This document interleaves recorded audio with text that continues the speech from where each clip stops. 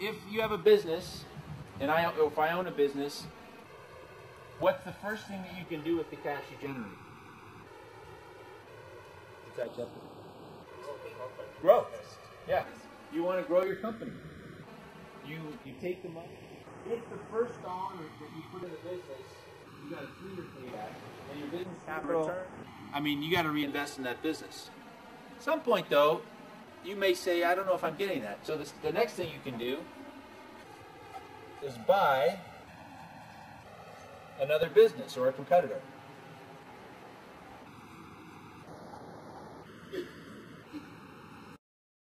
It's called an acquisition.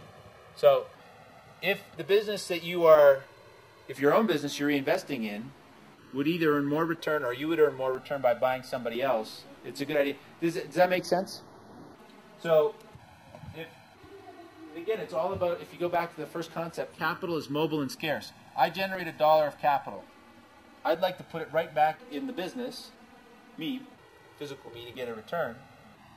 But maybe I'm waterlogged. Maybe I can't, really absorb any more water, or in this case, this artificial product.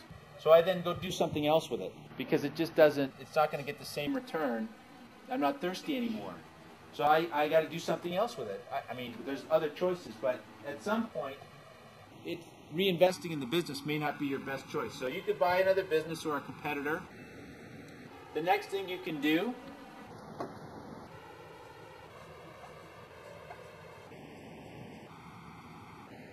buy back other owners. In a public company, this is called a share buyback. But remember, we had the example where we each had shares in that company. I could go and just offer to buy your share back because I think that's going to be a good return. So that's sometimes what people do with their money.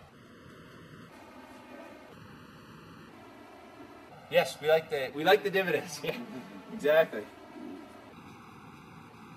They pay it out. And that's a very simple concept. Utilities, banks, transportation companies, most companies that as they mature start to pay dividends to the owners. And that's often a sign of a well-run business.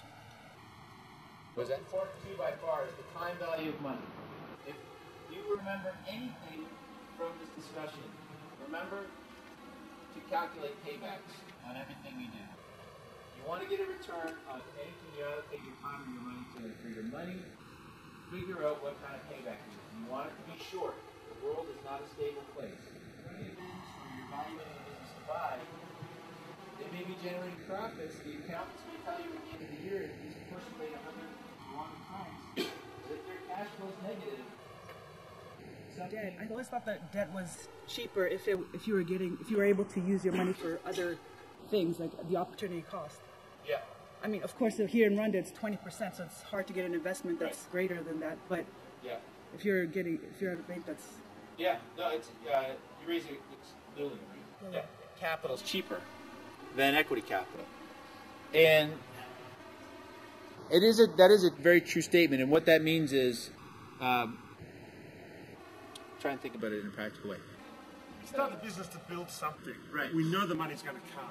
But did you ever have in your mind, like, I want to make, if I'm going to mortgage my house and put 100,000 Aussie dollars in, how much did you want to make? Did you think of it in those terms? It is astounding watching you because you and I come to exactly the same conclusion. We do the same things. Yeah. But our motivations are so different. So our vision was, we'll put all this in and we're going to build a $100 million company. We never once thought about return on investment or return on capital. We just knew if we built a $100 million company, that would, be all right. Yeah. Businesses, I think in terms of, I want a business investment that I can double in 3 or 4 years. So I want a 3-year payback, maybe a 4-year payback. So if I buy Dako Semiconductor or Dako Polysilicon, I paid $9.50. I bought it because I think it can be a $20 stock in 3 years. I want 100% of my money in 3 years. Now, that's expensive capital in a way. Then if I would have borrowed all the money to buy Dako and borrowed it at 6%, that's what leverages. The problem is that introduces a lot of risk. So, again, the illustration is a simple one in that people get mortgages here for their houses. Mortgage-free house. Yeah. So, oh yes, yeah, enthusiasm. Oh yes. So good. The banks have figured out another way to make a lot of money.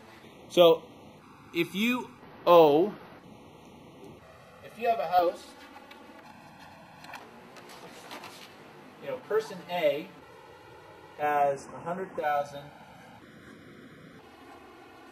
Rwandan franc mortgage debt, and their house is worth 120,000 Rwandan franc. If person B owns the same house and they have 0 debt, you can look at this two ways. You could say this person has 100,000, and they started with the same amount of cash, has 100,000 Rwandan francs they can put into the stock market, into the new ventures, into a business where they're going to get a 3-year payback. But what if it doesn't work? Not everything works. So this introduces a lot of risk.